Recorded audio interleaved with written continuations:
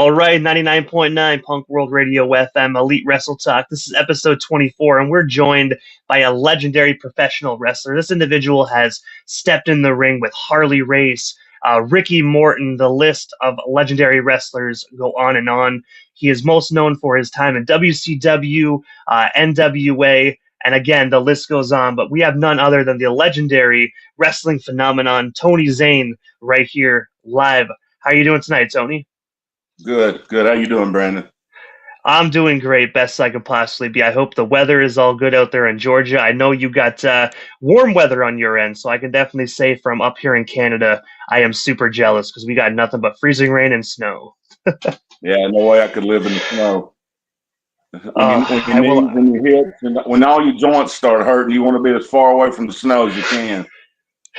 I definitely agree on that, and I know your joints probably hurt more than others as well. Because I mean, being slammed on the mat in the ring for so many years, I can only imagine the joints today.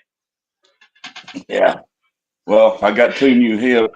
Most all the guys you see that are big and it's up around 6'4", 6'5", all of them's had hip replacements. Hogan, Big Show, I mean, hell, just all of them. I mean, everybody's had to have hip replacements because that's usually the first thing to go is your hip joints. It ain't so bad after you get them, after it's all over, but it's a hell of a journey till you get to that point. But I do know, Tony, that you are a busy individual, and of course, I'm not going to take you away from your evening too long, but I got to take you back to the very beginning of your professional wrestling career and just talk about who you were trained by. And that individual was Ted the Nightmare Allen. I was wondering what actually inspired you to pursue a career in wrestling, and of course, what was it like just getting trained by the Nightmare himself? Well, Ted Allen was the nicest guy you'd ever meet. I mean, you would never believe he was a wrestler, and I didn't really realize how good Ted was till after I'd been in the business 4 or 5 years, and one day it kind of dawned on me exactly how good he was. And I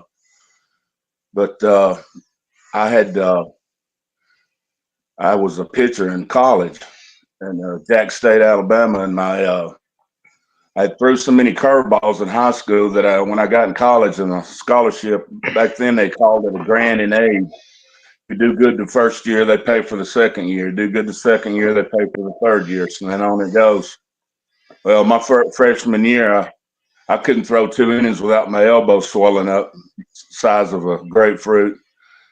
I actually needed Tommy John surgery before Tommy John surgery was ever invented. So, needless to say, they didn't pay for my second year. So I decided to be a Navy SEAL and went in the Navy.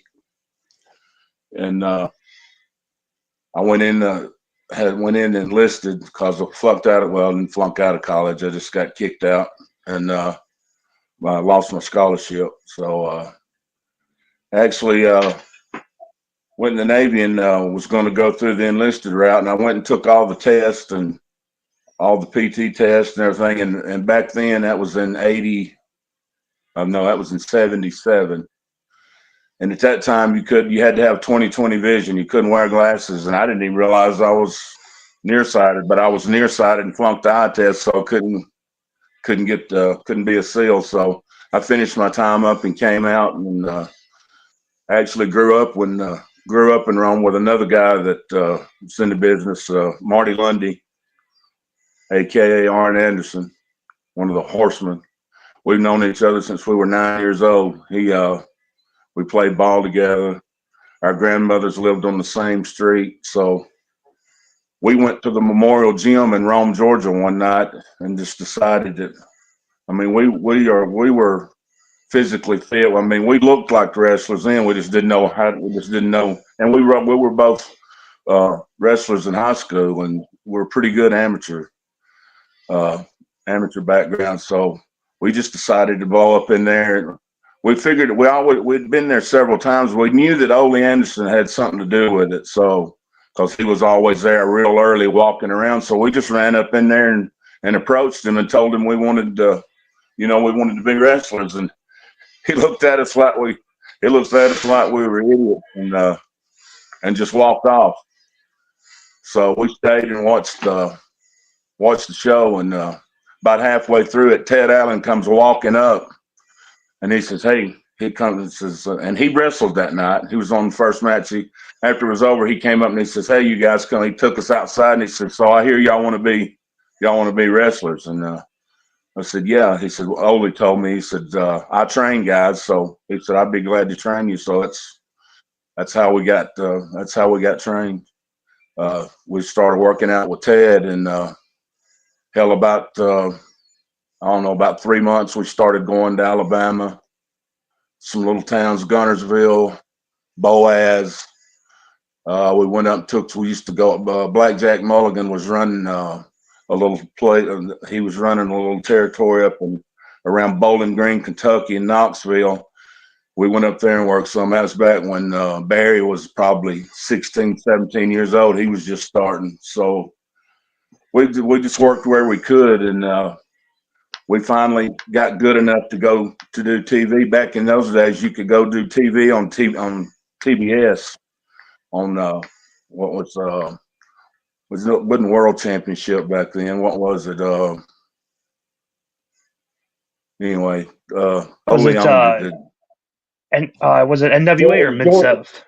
No, it was Georgia Championship before it went, and then this was when Ole owned it. Well, he owned it when it was World Championship too, but this was Georgia Championship, and that's when we first started. So you could go down and do TV, just get in the ring and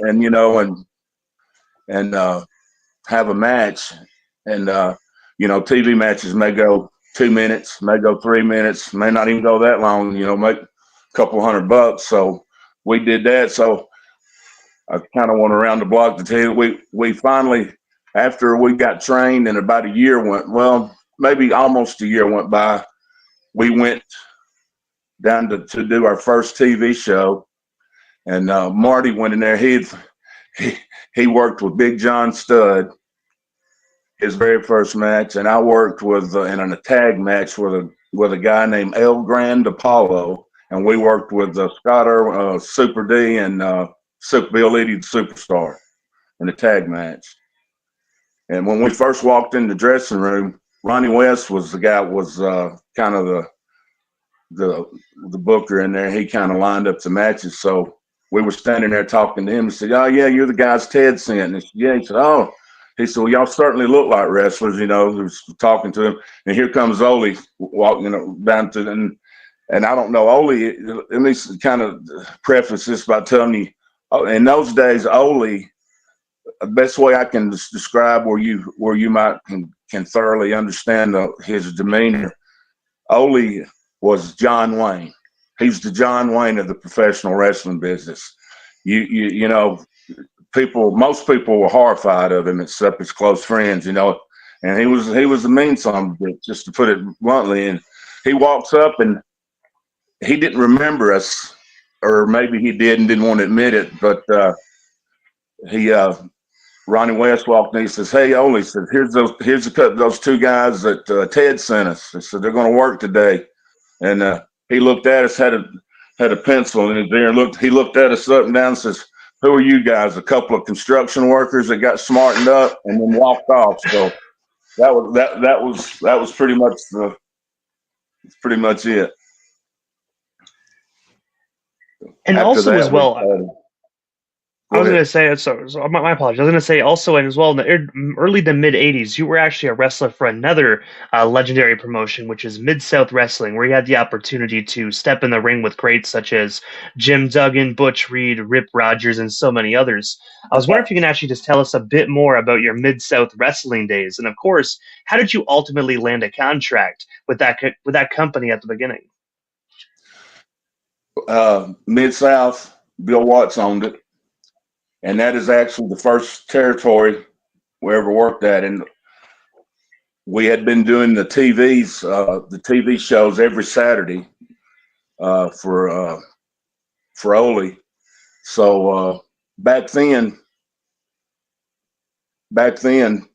you had Mid-South in Louisiana, you had the Von Erichs in Texas, Crockett's in the Carolinas, Dusty down in Tampa.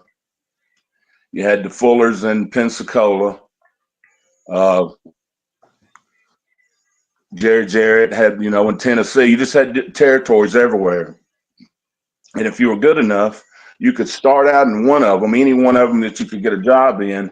And you could wrestle full time every night, wrestle every night. I mean, shit, 300 days a year or more. So you start at one and, then you just do the best you can. But even if you can stay at one a year, let's just say you stay at this in like Louisiana a year, well, you can leave there and go to Florida, work for the Fullers for a year, leave there and go to work for the Crockett's for a year, go to Tennessee and work with Lawler and Jerry Jarrett and Dundee and all those guys and work there for a year, and then go down, and by the time you make the whole loop, hell, it's been 4 or 5 years, and you're brand new again, you know what I mean?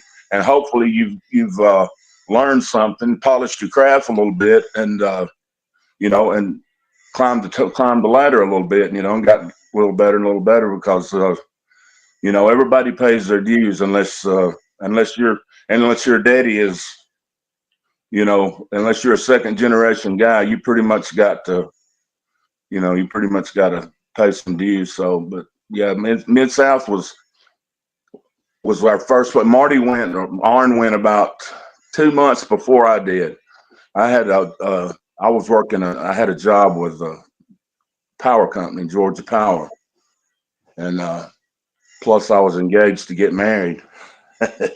all that blew all the shit. Marty went on out there, and I was trying to think, did I want to go or not? And he called, said, "Man, you better get out here." So it's pretty good. So I said, "Okay." So I went, and actually, he said, "Do you want me to?"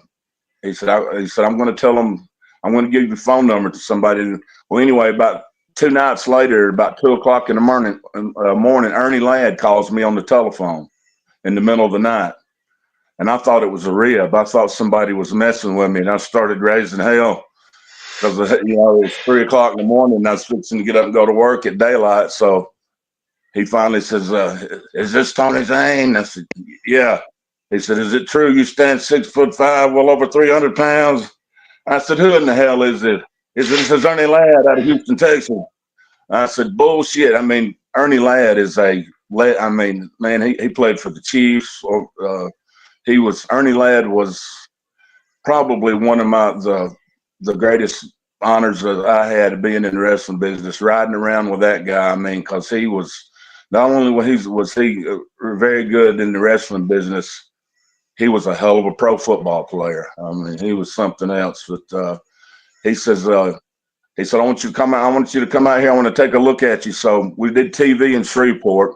He said, "Come out here for 3 days." So you work Baton Rouge. They work New Orleans on Monday night, Baton Rouge on Tuesday night, Shreveport on Wednesday. Come for them 3 days. So I went. Long story short, I went, and as soon as I left after Shreveport, went back about the very next week, 4 or 5 days, 2 or 3 o'clock in the morning, he calls me again. And this was like 1st of March, something like that. He says, "You want a job?" And I said, "Yeah." He says, "Well, I need you out here." He said, "I need you out here like he gave me a date, and it was like 3 weeks away. And he said, "That's when I need you out here." He said, "You'll be starting out in New Orleans on Monday night." They said that'll be a Monday in New Orleans. I said, "Okay." I said, "Well," I may have to work a notice at my job." He said, "Listen here, man." He said, "Listen here, son." He said, "I got guys lined up all the way across this country wanting this job. Are you going to be here or not?" And I said, "Hell yeah, I'll be there." So I said, "Yeah, I'll be there."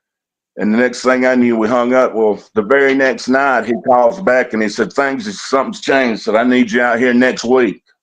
This was like Tuesday, Wednesday. He says, "I need you out here come Monday night." And Marty and, well, another friend of ours, a guy by the name of Pee Wee Anderson, who was a very good referee, he was out there. He was his deals. I don't know if you know who Pee Wee is, but he was probably one of the best referees in the business back. He worked for WCW for many years. So I heard of him. Yeah, Yeah, legendary individual. Pee Wee was him and Nick Patrick there was a few good ones, but Pee Wee he was very good. Anyway, they were already there, so I took off. I took off and went out there that Sunday night, and we get to and then Monday. That Monday, I started my very first night work in St. Bernard Coliseum in New Orleans, and my very first match was with Jim Duggan. That's where it started, and like I said, I think I stayed there for 14 months, something like that, and then I went to Pensacola and stayed about a year and worked for the Fullers. That was great. The longest drive we had in working in Pensacola was about to Birmingham on Monday nights, and the rest of it is pretty nice. I mean, you'd probably like it. It's about 70 degrees year round, so maybe it might get down to 60 every now and then in December or January. But yeah, but yeah, Mid-South was that was a hell of a place to be back then. I mean, it was. I mean, it was probably the best territory, the biggest and best. I mean, Ole, working for Ole around Atlanta, there were some good shows, but Bill Watts would run. He would once or twice a year he would run a show in the Superdome, and there would be 12, 15,000 people in there, or maybe more. But then he'd have the Von Eggs come over, and he'd get some of the Tommy Rich and some of the guys to come over from Atlanta. He'd get guys from other territories to come in and make one big super show. So yeah, it was a hell of a place to work. Was that And what we're part still on two the to that topic question? of. Oh, my apologies, Tony. Yeah, I was. Was there? What was the rest of that question? Oh, I was pretty Yes. much saying what was it like just actually working for MidSouth? Oh man, it was great. It was the only thing about it. I mean, also it was probably the biggest and best paying territory, but it was also the biggest. I mean, you had to drive maybe sometimes 500 miles a day. I mean, Monday would always be New Orleans, and Tuesday was Baton Rouge, and that's only 45, 50 miles. That was only short, but the rest of the week, I mean, you drive from Shreveport to Houston, or Houston to Oaks, to Tulsa and Oklahoma City on Sunday, double shot. It's a lot of driving, and most all wrestlers know if they got a trunk full of money, you'll never know it because they'll pack 4 or 5 guys in a car, 4 or 5 guys in a hotel room. I mean, we always were pretty thrifty. We'd get everybody had a big car, and we'd always have 4 guys riding with each other. And whoever drove, you'd pay them, would pay them transportation fee, and we'd always split hotel rooms and stuff like that. Most everybody lived in Baton Rouge, and so that was the home base, and but it was great. Other than the driving, man, it was great. I started out working for I worked opening matches, and that's Rip Rogers. Rip Rogers was he and I were in the same dressing room. I feel funny talking. I feel like I'm exposing the business because back then in the '80s, you didn't talk like this. If I would have done something like this and then tried to go this interview I'm doing with you, and I would have tried to go tomorrow night and go wrestle, and back then in the '80s, I'd got my teeth knocked out because it was absolutely. I mean, you talking about? I mean, I know the mafia is pretty mean. You can get shot and killed and thrown in the river, but by God, I mean, I don't think that happened to you in the wrestling business. But you probably by the time you picked your teeth up off the floor and was out of a job, you probably wished you was dead because it was just wasn't. I mean, Bill Watts he put fear in. He was mean as hell. He had rules that if you wasn't at the matches an hour before the match, you'd get fined $50. If you didn't wear a sport coat into the building, you'd get fined $50. If you got caught, or seen talking or hanging around with a guy that you had wrestled previously, oh, that was your ass. You were gone. You were bounced out of there. So, and even I guess that stuck with me because that's how it was. This is, I guess there's like in wrestling, there's like two dispensations. Before Vince McMahon killed the territories, and after, before and after. Because, back when there was all the territories, you could, like I explained to you, you could work all over the South, all over the country. Hell, you could even go up to Oregon and work for Don Carson, whatever, Don Owens, whatever. I never want to go that far. But anyway, the guys that trained me, Rip Rogers, Ronnie Garvin, Ole,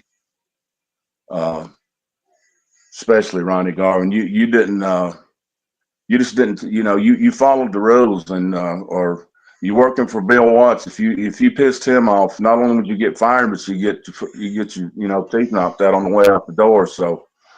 It was. I feel funny telling because I feel like if guys are like I still talk to Jerry Stubbs a lot, Mr. Olympia. He was there. He was a big star, and when I got there, and guys like I feel like but hell, everybody knows now. You know what I mean? But I still have a weird feeling for talking about it. Like saying, oh yeah, I worked when I first got there. Me and Rip Rogers were the two underneath heels, and Johnny Rich and Tim Horner were the two baby faces underneath. And I'd work with Tim one night, or Tiger Conway Jr. or Johnny Rich. We'd kind of go around in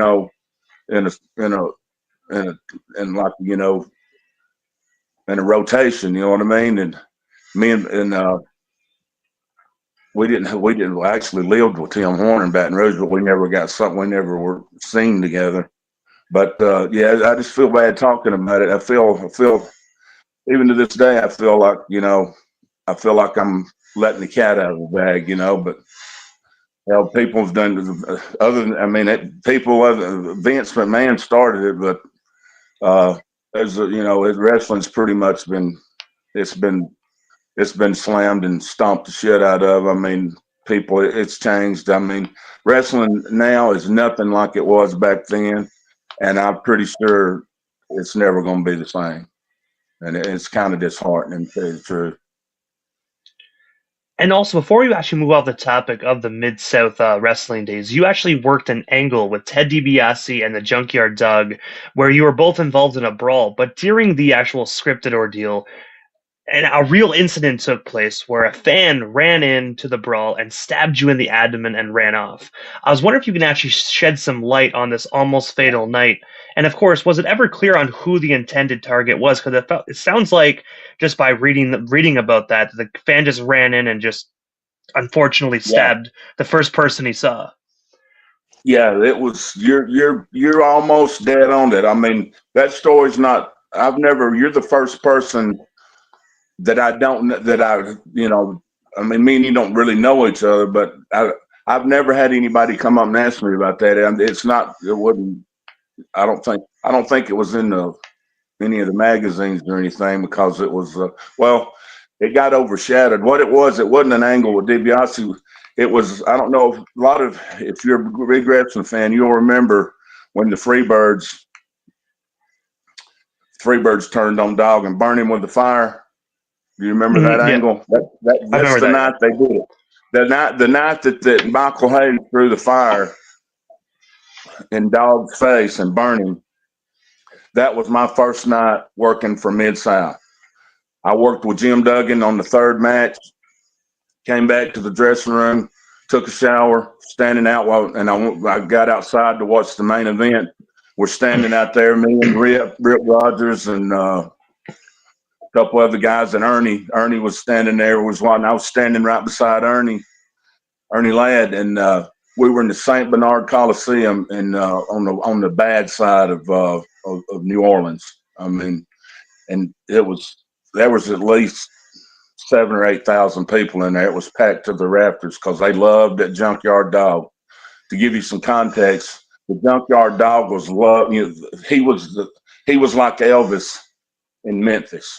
Junkyard Dog in Louisiana was respected and loved just like Elvis was in Memphis. I mean, it was unbelievable. I never seen anything like it in my life. I mean, it was unbelievable. Anyway, that night it was the Freebirds wrestled against JYD and Ted DiBiase, main event.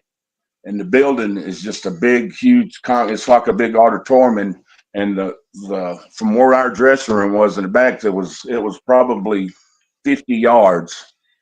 I'd say it was about a good 40, 50 yards, and the people were just packed on both sides, and they had barricades straight down about a 40-yard, 100-foot aisle. It was about 10 foot wide, and you could see the ring down at the end and the light of sounding above it. Well, time came at the end of the match, and DiBiase turned on the Dog, and they beat him down. Terry Gordy held him. Michael Hayes hit him with the fire. He started coming back. Michael Hayes hit him with the fireball, popped him right in the face with it. He went down, and everybody flooded the ring. The referees and everything. They wrapped a towel around his face, around the Dog's face, because they were selling the fact that he had just been burning it, and hey, it looked really, really, really believable. I mean, back then, that's another thing. Back then, everything was really believable. That's why wrestling that's the difference between back then and now. It was believable because everybody wanted it to be. He got burnt. So we're standing there. Well, they get out of the ring.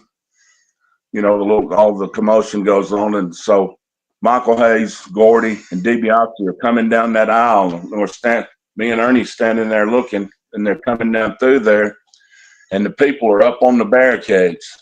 They're up on just lined up, far as you can see. Michael Hayes is doing his struts, and they're really pissed off at DiBiase because he was Dog's partner. People loved him, he was over. So they got about halfway down that aisle, and then people couldn't take it. They lost all. They went woo. They just crashed through those barricades, and it was a total riot. I mean, it was every man for himself. And I looked at Ernie and I said, what the hell?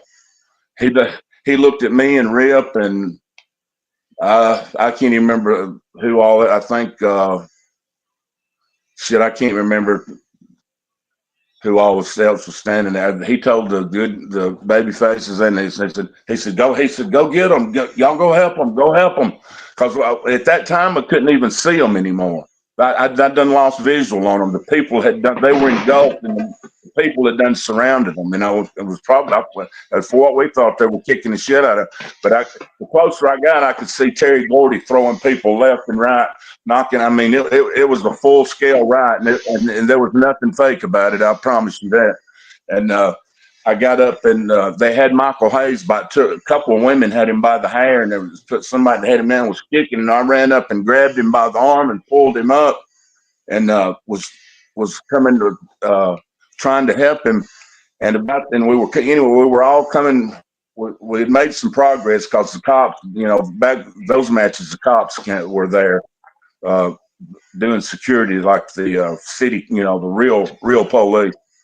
So they kind of took control of it. We're coming down now, but right before we were on the way back, I felt something hit me in the back, and it felt hot. I felt like I'd been burned or something. I got back to the dressing room, and it was bleeding, and it was a cut in my back.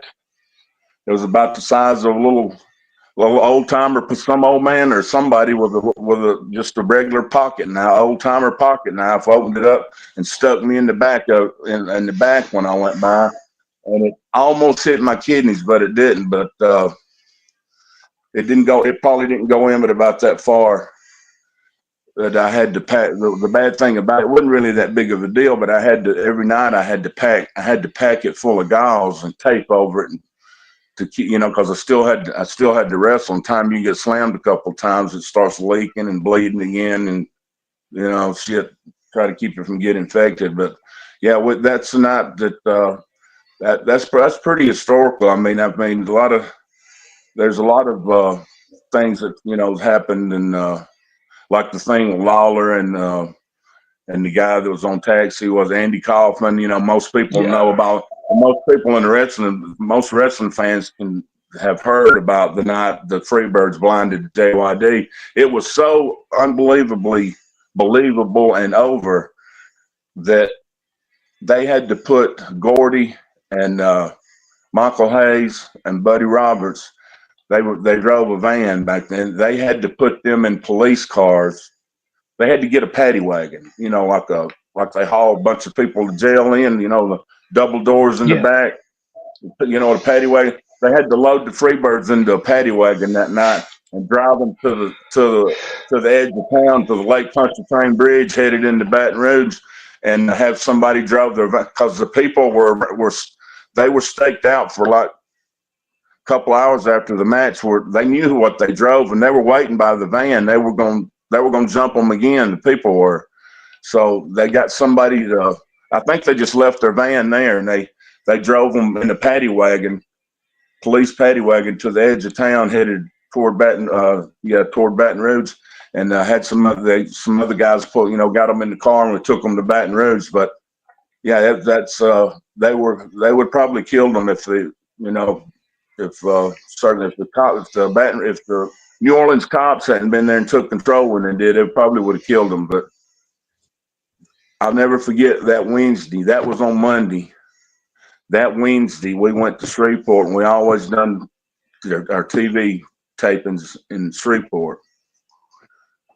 JYD came on TV and had sunglasses on like Stevie Wonder. They gimmicked his eyes up, and he had a cane tapping it. Came out on camera with Boyd Pierce and Bill Watts was tapping the cane.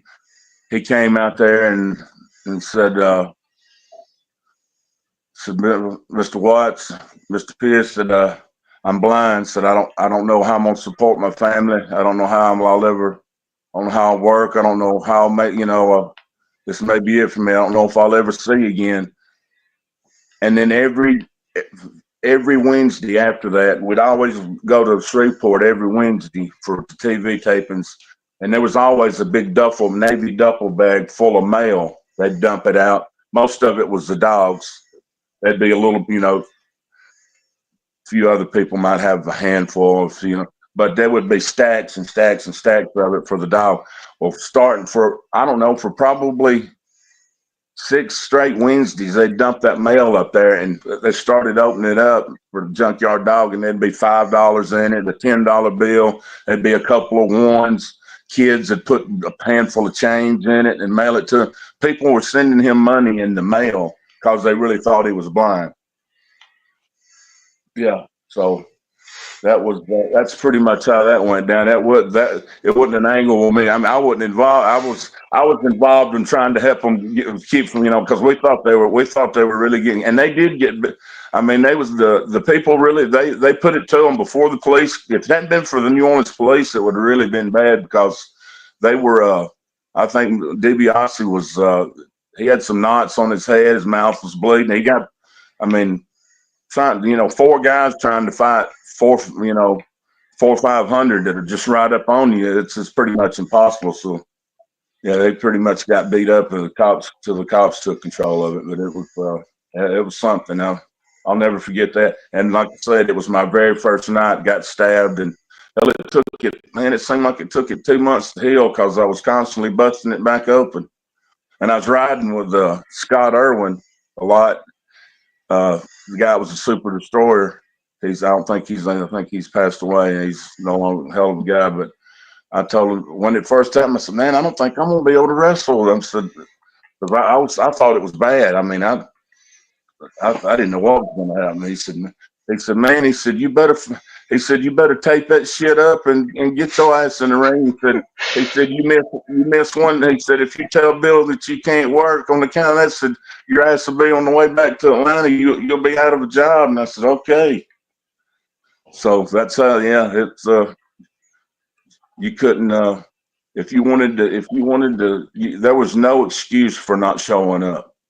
Well, I don't mean no excuse, but that's how that went down. That's I'm surprised you knew about that. That's something right there. You're the first person that's especially from Canada, man. It's hell. I guess you heard about it when you talked to somebody on the computer like in a forum or something. I actually typed in your name on Google and I went to, I think, page 20. I always try my best to do my research and find questions that not a lot of people have asked. And when I saw that, I was like, you know what? That is definitely something else. I was like, I'm going to throw this question in there. He can answer it, or he can choose to, or he can choose not to. But either way, I just feel like that's a question that some people might be a little nervous to ask somebody. But I mean, it's also even though it's a terrible night, it's also an historic night as well. Yeah. Yeah, it's hey, I don't mind talking about it now. I mean,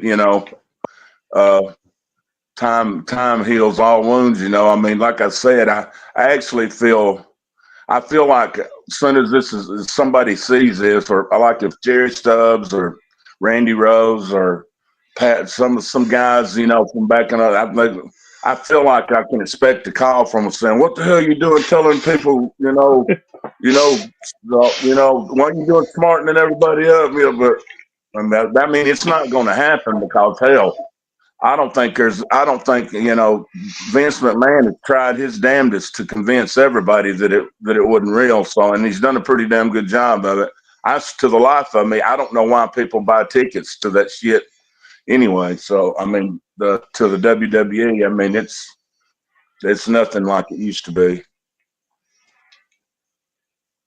But and also as well, I was going to say, Tony, as well, April of 1986, you actually wrestled Ricky Morton on NWA Worldwide Wrestling. After the match concluded, Ric Flair actually entered the ring, and which led to him and Ricky brawling through the arena. From what you actually can recall, can you tell us a bit more about this ordeal? And of course, what was it like actually just being a part of the lead up to their Great American Bash match? Yeah. Yeah, okay. I was going to say I've wrestled Ricky Morton, God, at least 100 times. So let me see. Yeah. Okay, this is in the Charlotte Coliseum right here. Yeah, I think this is when they started. Do you remember the Ricky and Robert were so popular. They were so loved and over with it. And especially Ricky. I mean, he was the pretty one, so they kind of, and Dusty was the mastermind back then. So he kind of he recognized that, and he kind of put Ricky and talk, and kind of for about, I think it went on for about 3 months. Anyway, he put him in an angle with Ric Flair.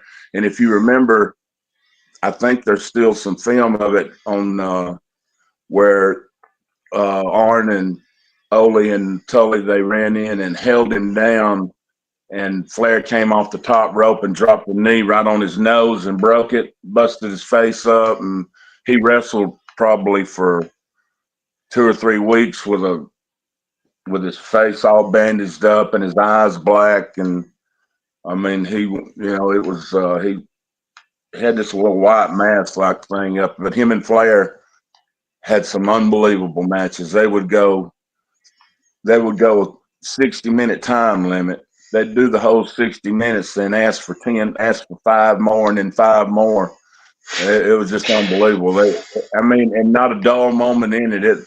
That's what I'm saying. You don't see that anymore. You don't see it. I mean, no disrespect to anybody that wrestles today in any company, and there ain't really but 2 of them. But you just don't see that anymore. I mean, if you do, it don't mean anything. I mean, of course, there'll never be another Ric Flair. I mean, so and then Ricky Morton, there'll probably never be another one of him either, because I've never seen.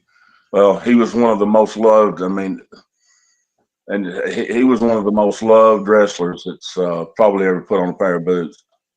But that was the night when I went out for a match with him. That was the night that Flair kicked that angle off. They started it off, and he instead of just he just Flair. They started the angle off by jumping. Yeah, they were. But there's the card. One of the cards. There were a lot of. There were every town we went to was a Great American Bash. There wasn't just one American Bash. There wasn't just one Starrcade. I mean, every town we went to was a Starrcade show. You know, and that was all Dusty's idea. Dusty's the greatest booker it's ever been in the wrestling business. His ideas and everything you've seen from late 70s to the time he quit and for WCW, Mid-Atlantic, everything you've seen happen came out of his thought process. Him and only some of it but mostly Dusty. Dusty was unbelievable. But that was the match you're talking about was the night that they kicked off that angle and they started it, and they probably worked it for about 6 or 8 weeks in every town, Charlotte, Atlanta, I mean, Richmond, everywhere. They worked it everywhere, and just about every night they went 60-minute time limit and asked for 5 more minutes. It was unbelievable. I'd sit instead out there. I'd make sure I got out there, got a shower, and got out there to watch it because it was unbelievable. That's how you learn. That's how you learn what's going on is by watching somebody that knows what they're doing. So, yeah, that's how that happened, and it was great. I mean, well, you asked me what it was like. What do you think riding around with Ric Flair would be like? I'm sure you got a pretty good idea. Oh, to answer that question, I would say it really depends on the night. I would say lots of champagne, lots of women, and it's exactly what you think it will be. Yeah, it's exactly how you think it might be. So, and hell, Marty, he's I've known him since I was 9, and he's everything. I mean, Ric Flair fell in love with him the first time he met him. I mean, Marty made him laugh every 2 seconds. Marty's he's really funny. I mean, he's a hell of a. He's real comical. But I'd forgot all about that. That was a really good, man. There were several. I was a part. I mean, even though I wasn't in none of the main events or anything, and I've worked in second and third matches, but I was good enough to work every night and make good money, even though I wasn't a main event. And hell, it didn't suck. So. I mean, back then, if you worked 6, 7 nights or 5, 6, 7 nights a week, I mean, you made pretty good living. And also, Jason Hawkins, one of the fans watching, says, I saw Flair versus Ricky Morton go a full hour at the Omni April 13th, 1986. They had the crowd with them every step of the way, and the crowd never let up. It was actually a classic. Oh, yeah. They done it in every town. They done it in Atlanta. They done it in Charlotte, Richmond, Asheville, Nashville, you name it, Winston-Salem, Philadelphia. They did it in every town. They took they run that angle everywhere. It went all over. I mean, it wasn't the same match, but you know, every TV, every weekend we do TV, they would spice it up a little bit more, you know. But what was the beauty of it is Flair had beat his face to a pulp. His nose was broke.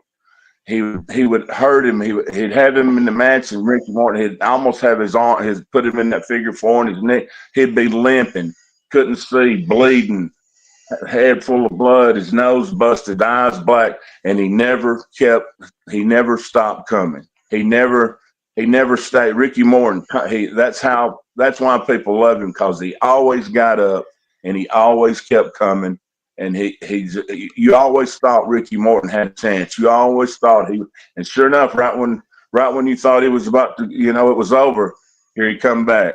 and he start drop kicking the shit out of you, and you know, it was a beautiful thing, and just in a little inside information here. If back then we'd run 2 towns a night, like we'd run a little spot show somewhere, and then the big shows was whichever one flat. If you were even the first or second match, and they were on the main event, you made a damn good paycheck that night. So I sure do thank them for all that, because I was the first, second, third match on a whole bunch of them shows, and it sure was nice when I looked at my paycheck, because of them 2 guys, that it was sold out, and there'd be 10, 15, 12,000 people in there, and that's pretty good ticket sales, and we always got paid by the ticket sales. So more people there, the more you make. No people, no money. More people, more money. So it was great.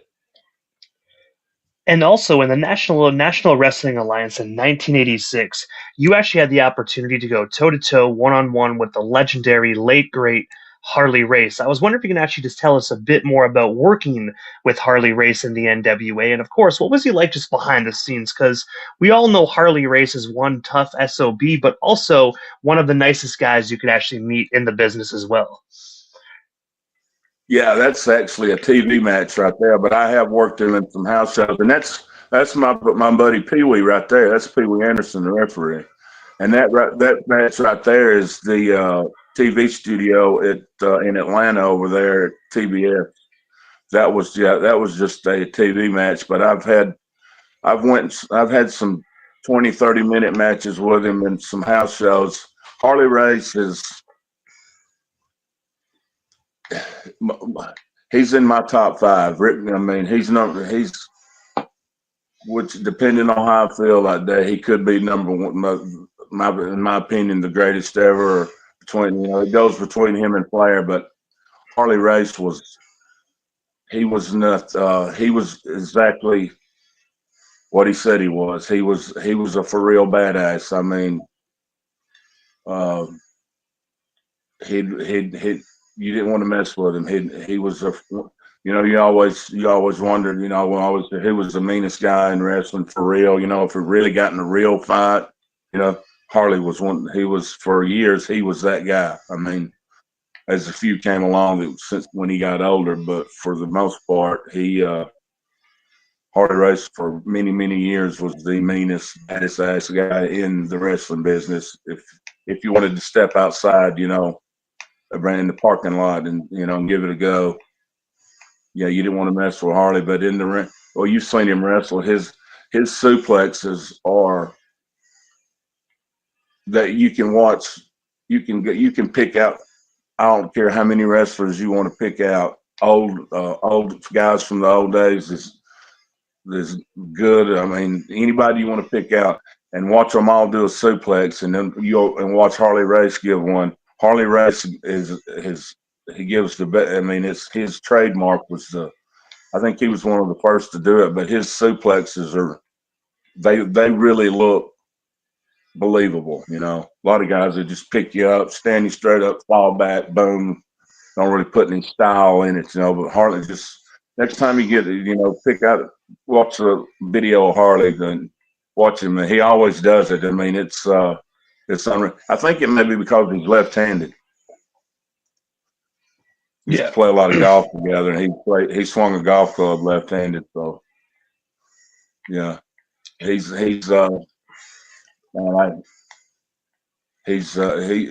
when you first meet him, I mean, he'll scare the shit out of you because you're afraid to say anything because you're afraid he's gonna knock the hell out of you. Especially if you're drinking. I mean, I tell you what, you can watch.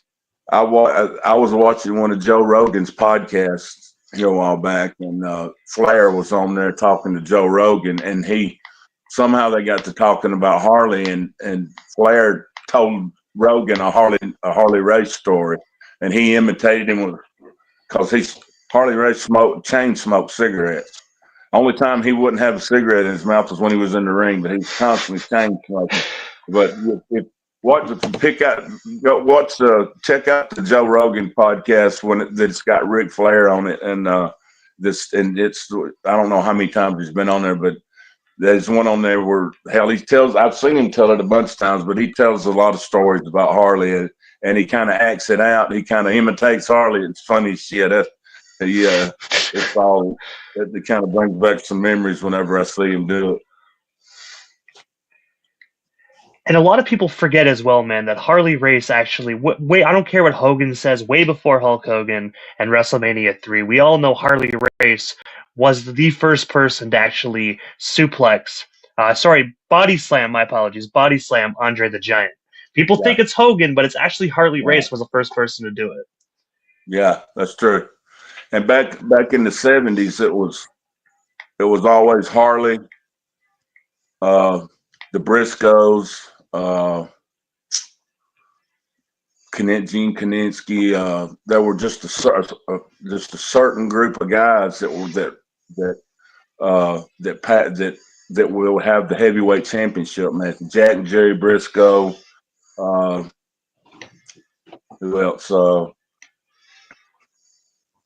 Hell, I can't think of all of them's name, but I remember. I'm talking about the old timers. Gene Kaninsky he was great. Lou Thez. I'm trying to think of Lou Thez. They would all, one of those always had the belt. Every now and then they'd drop it to the other one. Like Briscoe carried it for a little while, and then when Flair came along, once he got it, he made everybody so much money that they kept it on him, because back then it was a real business. I mean, all these owners that I told you about earlier that owned these territories, they would have a meeting. And in St. Louis, there was a guy named Bob Geisel. There was a territory out there. That's where Harley was from, St. Louis. So that's where they would all go out there and have a meeting, and they would plan out what was going to happen. And that was the way they did it. The world champion, which for my whole career was always Ric Flair, the world champion would go to each territory, and whoever the top guy was, like in Louisiana, it was JYD. In Florida, it was Dusty. In Atlanta, it could be Dick Slater, Tommy. Whoever the top guy was in any of those territories, that's who Flair would work with, and he would come in there and he'd do a promo for it he'd come on TV, and then he'd go to go to that town, and he would work the top guy. And he'd go to Louisiana, work the top guy. He'd go up to Carolinas, he was the top guy in the Carolinas. That's where he lived. Or he'd go to Memphis and work with Lawler, Dundee, and he'd go to Florida and work with Dusty, and everybody benefited because they owned those territories. But when Flair, the world champion, came, it usually sold out, and it was run. It was actually, you always hear stories that back in the old days wrestling was run like a mafia. Well, it was. It was ran just like that, because they had guy Bob Geisel. He wouldn't have.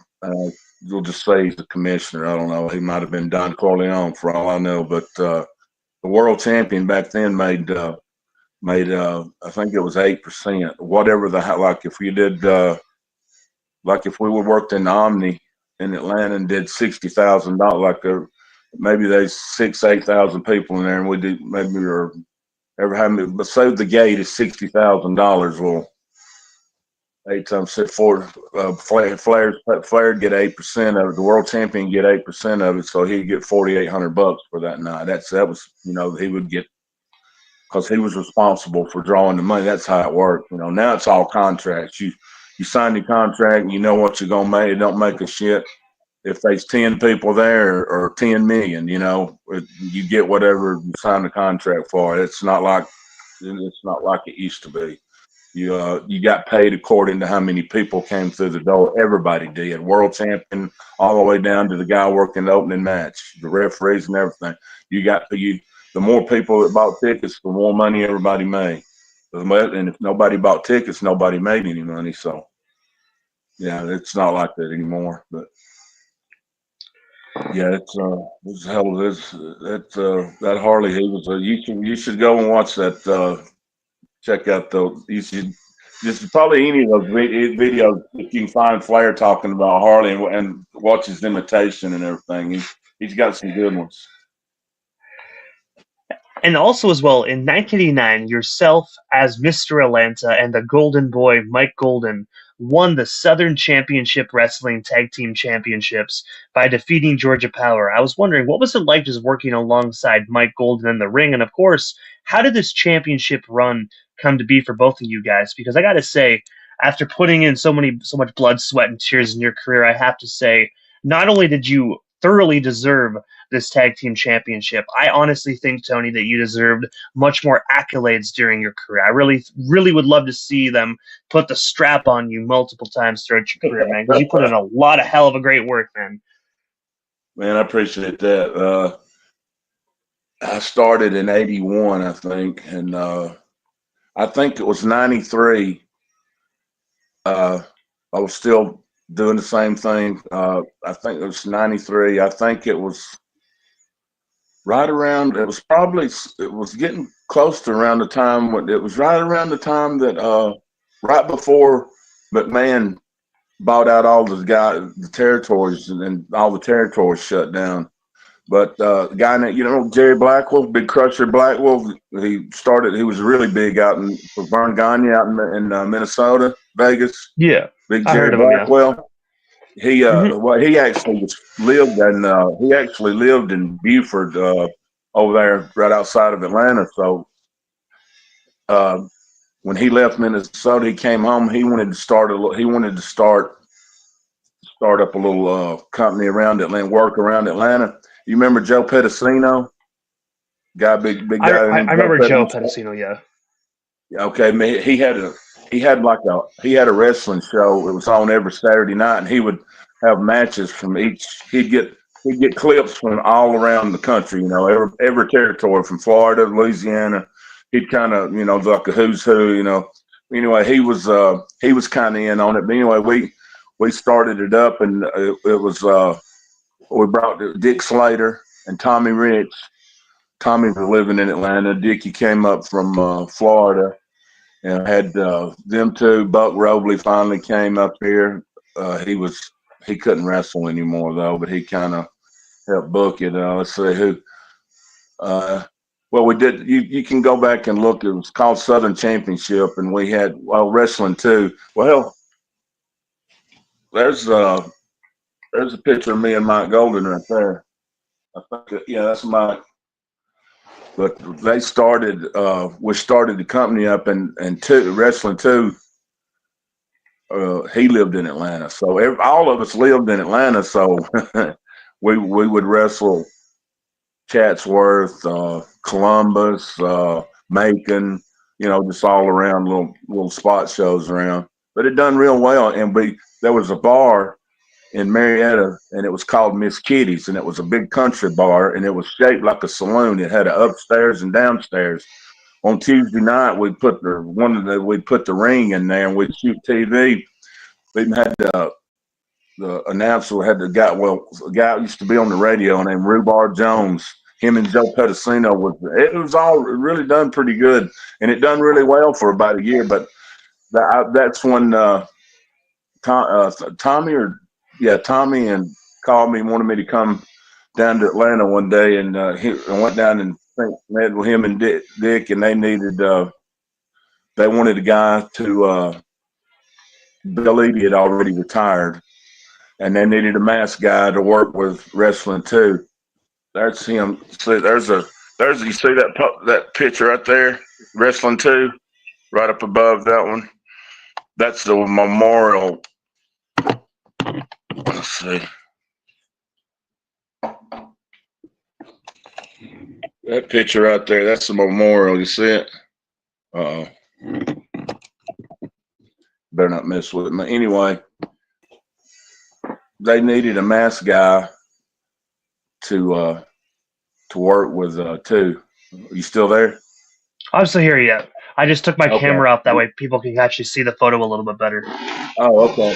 Yeah. Well, if if you kind of know the history of Georgia wrestling, they've always been um uh held Johnny Walker wrestling too is hell. I think he started in the '60s and he's wrestled into the.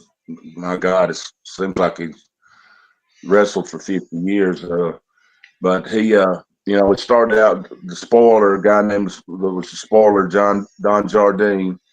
He had a big angle with him. And then Bill Eadie won Georgia championship. Him and two had a big angle for the Georgia championship, the Georgia heavyweight championship belt. They went round and round. So they had all retired, so they. Uh, I had wrestled down in Pensacola for the Fullers, and I had the same outfit that like Bill Eadie wore, and I had a Mr. Olympia mask, and I wore it, and I worked the opening matches down there, but I worked mostly with Scott Armstrong, with some of them Armstrong boys, but putting them over, But they saw me and I kind of looked pretty good in it, so they stuck they stuck the mask on me, and I worked with wrestling too for every town, it seemed like every night for we worked 5, 6 nights a week, but I worked with him for every night for about a year, and it done pretty good. We had some pretty good when we got all the way down to the mass versus mass matches. They always sold pretty good. I think we sold a few high schools out. High school gyms would have if you get 2,500 people in a high school gym. That's pretty good for a wrestling show. But it done really good, and it would and hell Tommy and Dick, man, we brought hell Bob Orton came, they brought him in, and him and Dickie went back and they worked a tag team. I don't know, you're probably not old enough to remember back in the old the NWA days. Dick Slater and Bob Orton Jr., managed by Gary Hart, were really good heels. They were big. I used to go see them at the Memorial Gym. Me and Arn go see them when we were in high school. And I mean, 14, 15 years old. And it'd be packed in there. But we brought Bruiser Brody in, and it was probably not long before he got killed in Puerto Rico. We had him. We had Abdullah all the time. I mean, it was a hell of a show, and it done really good. It done really good for about 2 years, and Jerry got sick. He got sick and couldn't come to the matches and keep an eye on everything. And I think some money. I ain't gonna say there's some things. So things just didn't they didn't. The business didn't get run right. So I think all the money that was supposed to got back to him didn't make it somehow. I mean, who knows what happened, but it lasted about 2 years, and Jerry got real sick, and he actually got to the point he couldn't get out of bed. So it went it kind of phased out. But me and that kind of tied me and Mike Golden. That kind of tied in to it was after that kind of played out. Ted Allen kind of stepped in when Jerry kind of got sick and couldn't do anymore. We quit having their matches at Miss Kitty's at the bar and everything. But Ted Allen kind of took it over. And we ran the same towns, but then I think he called it Pete State or something like anyway. But Mike Golden had just came down from Oregon, and Ted put me and Mike together, and we were pretty good. That was probably the best shape I was for my weight. I could fly around pretty good back then. Looking at that picture right there, I remember it was I was about 285, 290. I could fly. I could go pretty good. Me and Mike we made a pretty good tag team. He's Head Joker is, let's see, I'm 66. He is about to turn 70, and I mean he's not I mean, he's still. I mean, he can't wrestle or anything, but he's he's still training. He's got a school, the Golden Boy Training School up in Rome.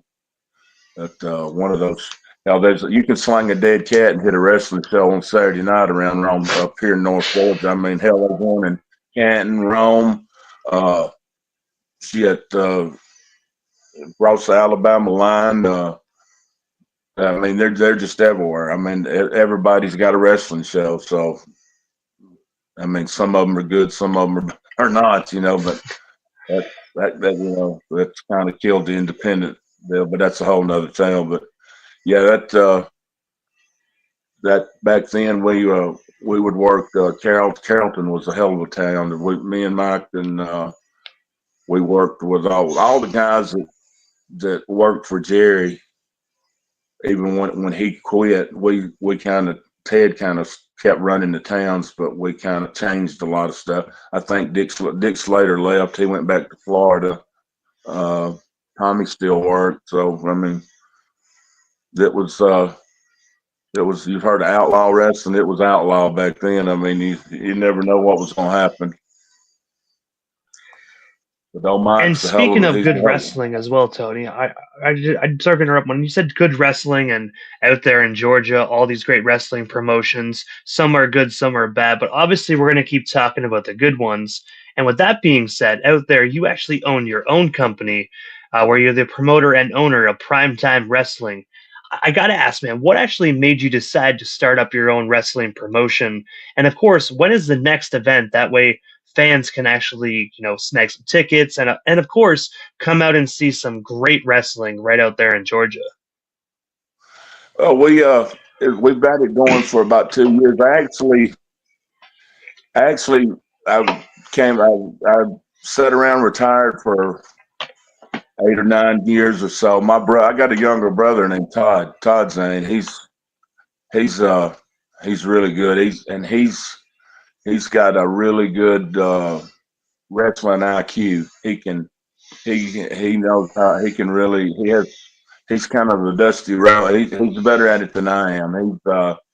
He can his ideas and things that for the set up the matches are so. And we got to talking one day, and then I decided we'd give it a shot because when you quit, I guess I quit. Couldn't get in the ring and take no bumps or fly around no more. So I just I kind of just wanted. I thought maybe running the show and talking to the guys and the young guys and kind of helping them a little bit and might be, it might kind of be fun, it might kind of fill a empty spot that, when you, because I mean, being a wrestler it ain't like a real job. I mean, when you go from town to town and just get in the ring and wrestle every night and 15, 30 minutes, whatever, it's hard to get that out of your system. You know what I mean? And it's just if you do it,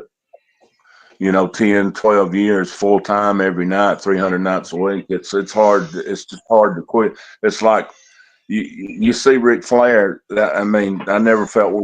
Did you see his last match? The one he had, and they thought he died and all that stuff. He wrestled Jay Lethal. Did you see that? Yeah, on AEW, I gotta say, I wish Well, he would have it stayed was his home. I mean, it was farewell. good. It was good to see him in the ring, but my God, he should have stayed home. I know. Well, yeah. So there you go. That's mean. I was never Ric Flair, but I made a pretty good living off of it. But that's one thing I always thought, and me and my brother talk about it. We thought, how in the hell do you quit being Ric Flair? If you're Ric Flair, how do you one day say I'm not Ric Flair anymore?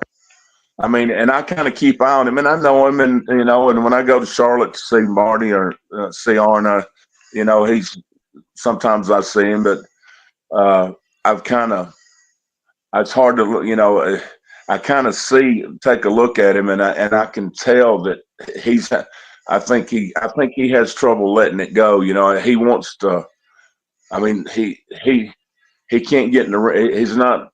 he can't do the things that he used to do, but he still tries.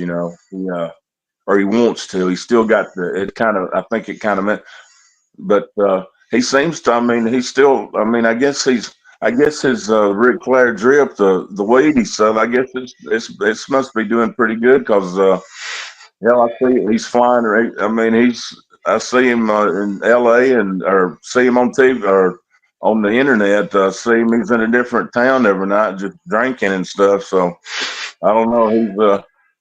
But I've always thought. I mean, if you've ever, it's hard to understand unless you've ever been out been in a walked in a restaurant or a bar with a guy. I mean, and because when Ric Flair walks in, everybody knows it's Ric Flair. I mean, I think everybody in the country knows who he is. I mean, he's the only wrestler I've ever seen that was that the people everybody now. I mean, everybody knows Hulk Hogan now. Once he did that movie, once he did the Rocky movie and everything, but hell, Ric Flair, I don't guess he's ever been in. I mean, a real high prestigious movie, but he's well known. So yeah, I thought, and I stopped it off probably about 4 or 5 at the end of summer because it's kind of hard to we run at the fairgrounds in Rome and the heat is unbearable in some of these buildings around here, and it's kind of it's the red tape. Let me put it this way: the red tape of running a wrestling show is it's long and it's difficult. There's insurances you got to pay. There's you know but I mean, I just kind of stopped. I don't really. It's kind of hard to do, and I mean, a lot of people will come and buy tickets, even though if there's not air conditioning, if it's not too bad. But nobody's going to come and stand in these buildings, and it's 25, 30 degrees with no heat. So I kind of just take the winters off, but we'll probably start back up probably in the springtime. But we there for about a year, I ran little towns around Rome pretty consistently. Gadsden, Alabama, ran it pretty consistently. A couple other towns close to Rome, in Cave Spring, Georgia. It's just you could go. You could. It's just one. It's hard to get a building. It ain't like it's just all the rec centers and stuff. It's just hard to get them. I mean, and another thing. There's just so many wrestling shows around that some of the bad ones they get out here and they put on a show and it's half-assed and don't really have any athletes and they kind of kill it. They turn people. They give people a bad image of it. They think they say, well, this sucks. I'm not going back, and they really, if they just went to the wrong show.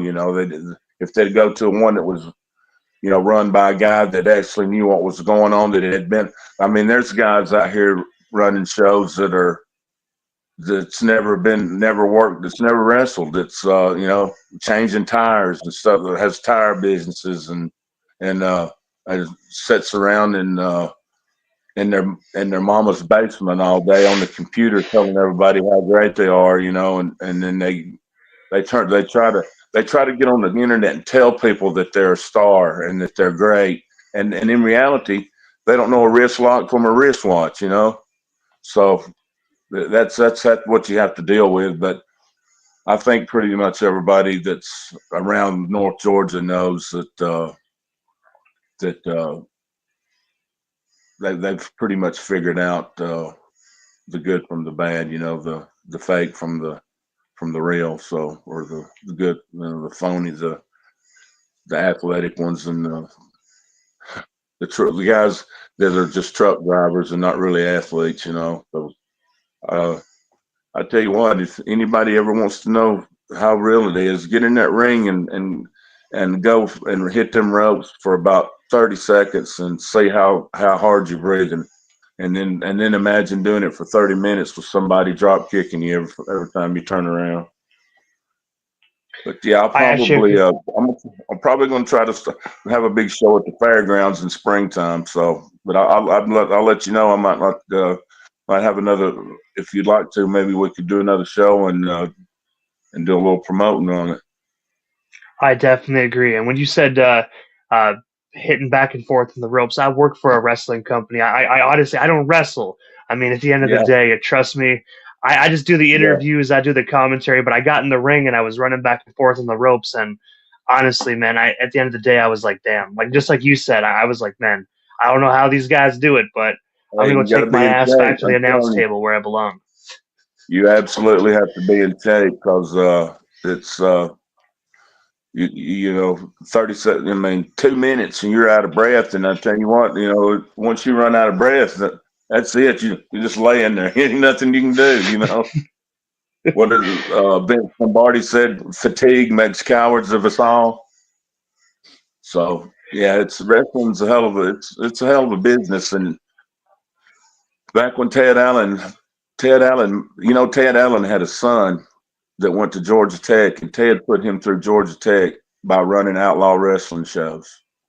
Ted never had he I don't think he I remember he had a job one time working for the newspaper. He done something, but it was only like for a couple hours a day, but a couple of days a week. But Thursday, Friday, Saturday, and Sunday, he ran wrestling shows, and he put his son through Georgia Tech doing that. Back then, there wasn't one there. There wasn't a wrestling show in every county you went to. I mean, there were a couple of good ones, and people, because you really to really come out, you got to have about 500 people, 400 or 500 people in ticket sales for everybody to keep from going broke, and for everybody to get paid something other than a couple of hot dogs, So it's if there, if there's if too many bad apples spoils the whole bunch.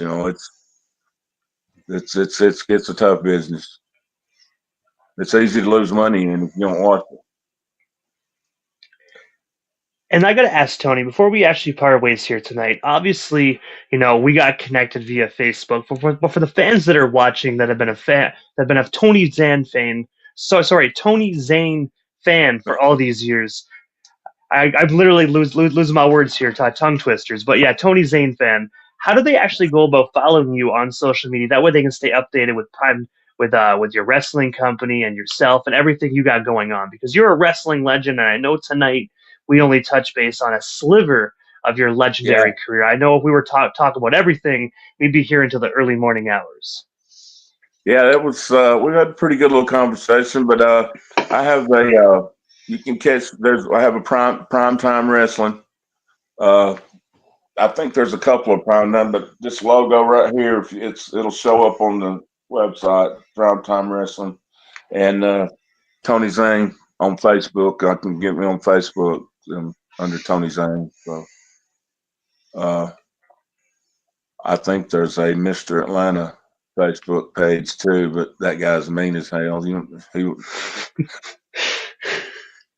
Tony Zane's a lot easier to talk to than that Mr. Atlanta guy. He's mean. He's my first cousin. He's mean. He's hard to talk to. But I gotta say, Tony, first and foremost, again, thank you so much for a bit of your time here tonight and coming on and talking about your illustrious, legendary wrestling career. It was such an honor speaking with such a legendary wrestler like yourself. Hopefully, we down the line we can make this happen again sometime soon. I do know you mentioned when the next primetime wrestling show goes down, we'll definitely set something up and we'll Okay. get you back on here and talk more about your amazing career and, of course, what is coming up for primetime wrestling. But for now, again, thank you so much for your time, Tony, and I hope you have a great rest of your Sunday night out there in Georgia as well. I certainly enjoyed it, Brandon, and it was an honor to talk to you. And maybe we do it again sometime, and maybe I come to Canada one of these days if it quits snowing. So, but it was nice meeting you, and I appreciate it. Good conversation. Thank you so much, Tony. It was good meeting you as well, and I'm sure normally it stops snowing around May to like September. So maybe one of those months we get you down here and you can experience Canada when it's not so cold. Yeah, I've heard that Toronto was a hell of a town, so I've always wanted to go to Toronto. So, you ever I been to will say Toronto? Toronto is a beautiful city. You'll definitely enjoy it. Yeah. Lots to do. Okay. Well, I enjoyed it, man, and you take care of yourself. And hit me a message from time to time. Let me know you're doing good. I wish you all the luck and success with your broadcasting career. I hope you do very well.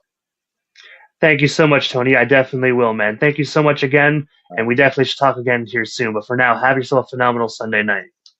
You too, buddy. Goodbye. See you later, man.